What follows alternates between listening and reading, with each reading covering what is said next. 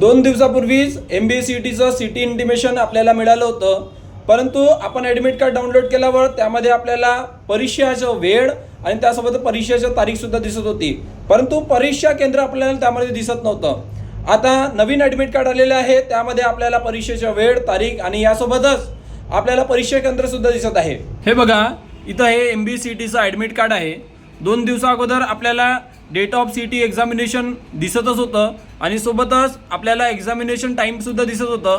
परंतु आता इथं आपण खाली स्क्रोल केलं तर बघू शकतो की हे बघा, सिटी एक्झाम सेंटर ॲड्रेस पूर्णपणे आपल्याला सिटी एक्झामिनेशनचे ॲड्रेस दिसत आहे. GH Raisoni polytechnic college, Shri park, Hingna, वाडी रोड, नागपूर. बघा, हे पूर्णपणे ॲड्रेस दिसत आहे. तर असे सर्व विद्यार्थी ज्या विद्यार्थ्यांनी आतापर्यंत MBCETचं ॲडमिट कार्ड डाउनलोड केलेलं नसेल त्यांनी लगेच CETCELच्या वेबसाईटला जाऊन आपलं आलेलं ॲडमिट कार्ड डाउनलोड करून घ्यावे आणि ही नवीन आलेलं ॲडमिट कार्डच परीक्षा केंद्राला घेऊन जावेत.